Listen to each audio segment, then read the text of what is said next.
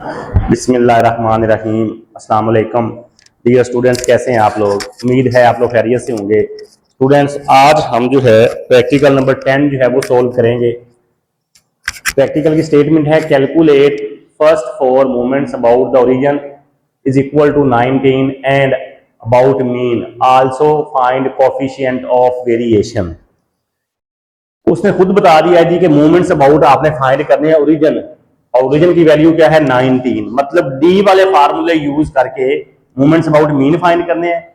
उसके बाद रिलेशन को यूज करते हुए मोमेंट्स अबाउट मीन फाइंड करेंगे, और लास्ट पे जी coefficient of variation. D is equal to X minus A होता है जी, और ए की वैल्यू उसने खुद बता दी है, वो क्या लेनी है 19। ये लें जी, x की हर वैल्यू में से 19 को माइनस करना है, तो ये आएगा -9 -7 -4 0 1 3 एंड 6। ये हमारे पास आ गया जी डी। अब हमने डी स्केयर करना है, डी क्यू फाइंड करेंगे, डी की पावर 4 लेंगे। ये क्यों लेंगे ये मैं साथ बताता हूँ जी। डी स्केयर, स्केयर में क्या होगा, माइनस खत्म हो जाएगा। 9 का स्केयर 81, 7 का स्केयर 49, 16 0 1 9 एंड 36। ये आपके पास आ गया जी डी स्केयर। उसके बाद डी क्यूब। क्यूब जब पावर आपके पास इवन नंबर हो तो माइनस खत्म हो जाता है, जब पावर ऑड नंबर हो तो माइनस खत्म नहीं होता जी।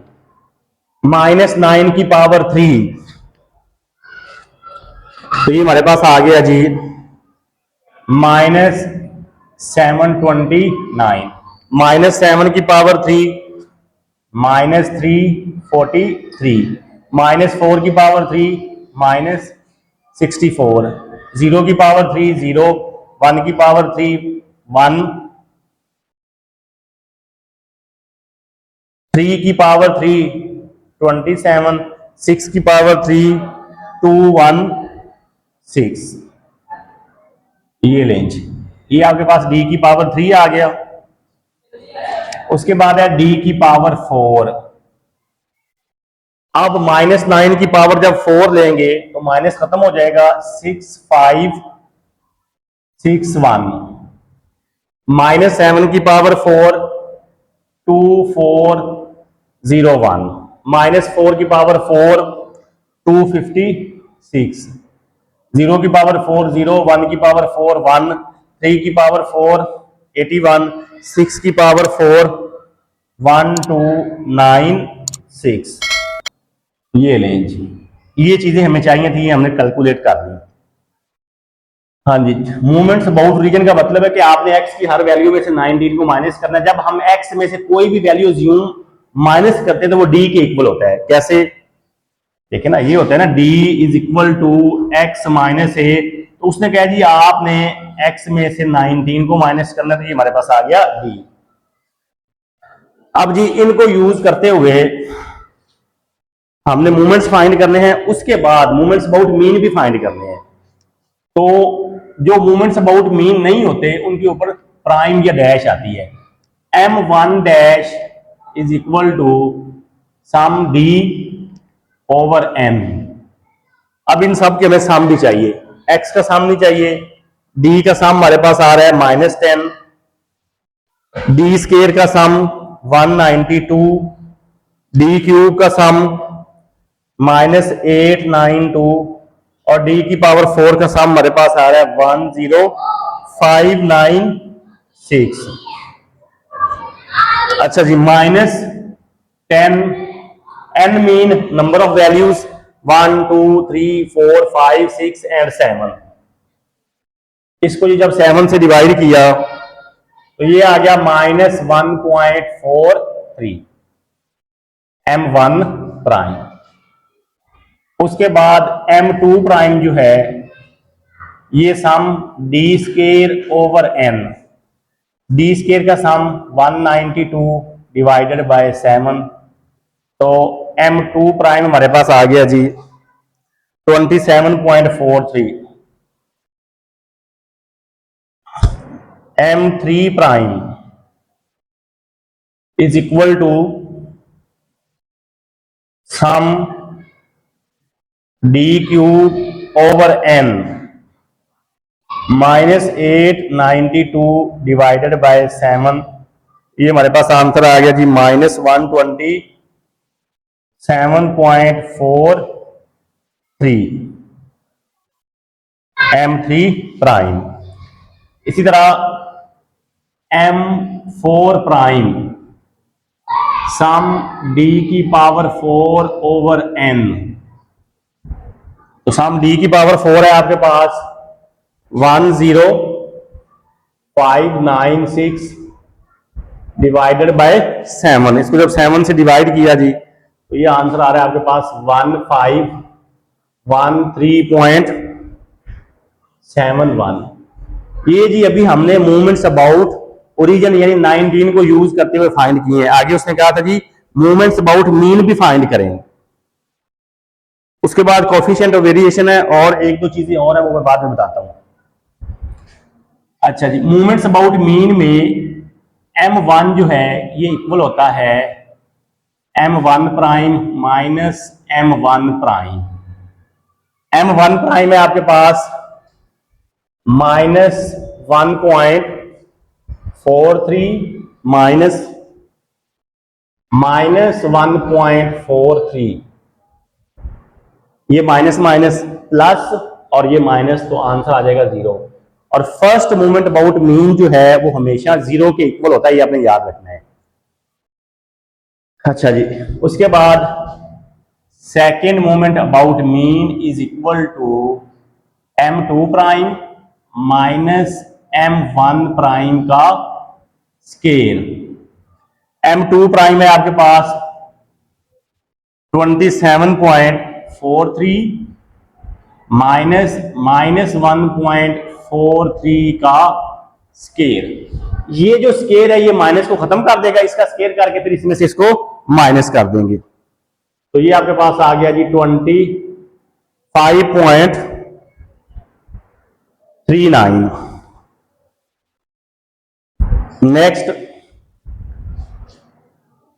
m3 prime is equal to m3 third movement about mean is equal to m3 prime minus 3m2 prime m1 prime plus 2m1 prime का क्यूब। m3 प्राइम है आपके पास -127.43। हाँ जी, उसके बाद -3m2 prime 27.43 m1 prime -1.43 plus 2 -1.43 का cube. इस सारे को जी आपने सिंप्लीफाई कर देना है। इसको जब मैंने सिंप्लीफाई किया मेरे पास जो इसका आंसर आ रहा है जी वो आ रहा है -15.71। ये क्या आ गया जी, थर्ड मूवमेंट अबाउट मीन। उसके बाद m4 prime -4 m3 prime m1 prime plus 6 m2 prime m1 prime का स्केल -3 m1 प्राइम की पावर 4। m4 है हमारे पास जी 1513.71 -4 m3 प्राइम था हमारे पास -127.43 m1 prime -1.43 plus 6 m2 prime की वैल्यू यहां पे लिख रहा हूं। m2 प्राइम था 27.43 -1.43 का स्केल -3 -1.43 की पावर 4। इस सारे को जब मैंने सिंप्लीफाई किया जी तो ये आंसर आ गया 1108.92। लें जी, ये हमारे पास आ गया जी फोर्थ मूवमेंट अबाउट मीन। अब जी ये वैल्यू हमें सेव करनी पड़ेगी क्योंकि आगे हमने इसको फर्दर जो है वो यूज करना है, तो मुझे कुछ इसमें से रेज करना पड़ेगा। पहले इसको रेज करते हैं फिर आगे देखते हैं। लें जी, ये जो वैल्यू हमें चाहिए थी वो हमने सेव कर ली। कॉफिशिएंट ऑफ वेरिएशन जो है ये इक्वल होता है S over X bar multiply by 100। तो एक्स बार जो है ये इक्वल होता है जी ए प्लस सम डी ओवर एन। ए होता है ज्यूम वैल्यू, तो हमने क्या ज्यूम किया था 19। ना समझ आए इस तरह लिख लेते हैं, D is equal to X minus A के इक्वल होता है, तो यहाँ पे डी हमारे पास है एक्स माइनस 19। कंपेयर करें डी की जगह पे डी, एक्स की जगह पे एक्स, माइनस की जगह पे माइनस, तो ए की जगह पे क्या आ रहा है 19 प्लस डी का सम हमारे पास आया था -10 और एन था हमारे पास 7। 19 प्लस माइनस माइनस हो जाएगा, 10 को डिवाइड किया था 7 से तो -1.43, 19 माइनस आंसर 17.57। ये हमारे पास आ गया जी एक्स बार। अब स्टैंडर्डाइजेशन हमारे पास नहीं है, लेकिन बड़ी डिटेल से हमने पढ़ा हुआ है चैप्टर 4 में कि सेकेंड मूवमेंट अबाउट मीन जो है वो हमेशा वेरिएंस के इक्वल होता है। जैसे मैंने आपको बताया है कि first movement about mean is always equal to 0, second movement about mean is always equal to variance. मतलब m2 जो है, सॉरी एस स्क्वायर जो है ये इक्वल होता है m2 के। m2 डैश नहीं है, ये भी याद रखना है, ये m2 हमने फाइंड किया हुआ है। तो अगर मैंने s फाइंड करना है तो दोनों तरफ मुझे अंडर रूट लेना पड़ेगा और m2 जो है उसकी वैल्यू हमारे पास है 25.39 और इसके ऊपर आ गया जी रूट। ये स्केयर से स्केयर रूट खत्म हो गया, बाकी क्या बचेगा जी s, तो अंडर रूट 25.39, ये आपके पास आ गया जी 5.039। एक्स बार भी मिल गया हमें, एस भी मिल गया, तो वैल्यू पुट करके आंसर निकाल लेंगे। C dot V is equal to S over X bar multiply by 100। 5.039, X bar था आपके पास 17.57 मल्टीप्लाई बाय 100। इसको डिवाइड किया 17.57 से और मल्टीप्लाई किया 100 से, तो ये आपके पास आ गया जी 28.68%। ये लेंगे। इसमें मैंने एक चीज छोड़ी हुई थी वो मैं आप लिख देता हूं, ये आपने स्टेटमेंट मुकम्मल लिखनी है। आगे उसने कहा था जी also discuss about skewness and kurtosis. Skewness के लिए हम B1 यूज करते हैं और कर्टोसिस के लिए हम B2 यूज करते हैं। हाँ जी, तो B1 जो है वो हमारे पास होता है जी under root is equal to m3 over m2 के क्यूब का रूट। m3 हमारे पास है जी -15.71, m2 हमारे पास था जी 25.39, इसका क्यूब, उसके बाद इसका रूट, -15.71 डिवाइडेड बाय, इसकी पावर पहले 3 लेनी है फिर इसका रूट लेना है। 25.39 की पावर ली 3, फिर इसका ले लिया जी रूट, तो ये आंसर आ गया 127.936। अब इसको कर देते हैं जी डिवाइड, B1 का रूट 15.71 डिवाइडेड बाय आंसर, तो ये आ गया जी -0.1227 और ये आंसर 0 से छोटा आ रहा है। सिंस B1 जो है वो लेस देन 0 है, 0 से लेस का मतलब है ये माइनस में है, so distribution, so distribution is negatively skewed. ये हमने बताना था जी कि डिस्ट्रीब्यूशन क्या है, नेगेटिवली स्क्यूड। अब B2 यूज करेंगे। B2 जो है इसका फार्मूला होता है जी M4 डिवाइडेड बाय M2 का स्केल। M4 हमारे पास है जी 1108.92 और M2 हमारे पास है 25.39 का स्केल।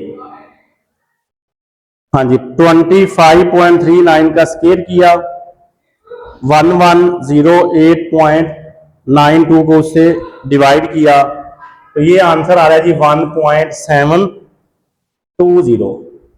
अच्छा, B1 को हम 0 से कंपेयर करते हैं।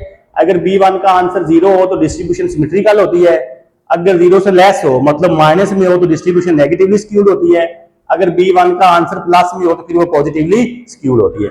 B2 जो है इसको हम 3 से कंपेयर करते हैं, सिंस B2 जो है ये लेस देन 3 है, सो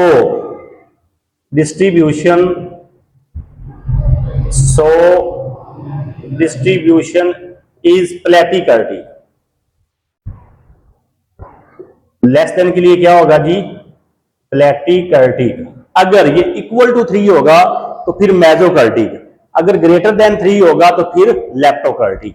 लेंगे स्टूडेंट, अब हमारा ये प्रैक्टिकल जो है वो कंप्लीट हो गया और आज के लिए हमारा यही काम है। अगर आप चैनल पे नए आए हैं और अभी तक आपने चैनल को सब्सक्राइब नहीं किया तो जल्दी से चैनल को लाइक कर दें, सब्सक्राइब कर दें और बेल आइकन को आपने लाजमी प्रेस करना है ताकि आने वाली हर नई वीडियो का नोटिफिकेशन आप तक पहुंच सके। एक नई वीडियो के साथ दोबारा फिर मिलते हैं, अपना ख्याल रखिएगा, अल्लाह हाफिज।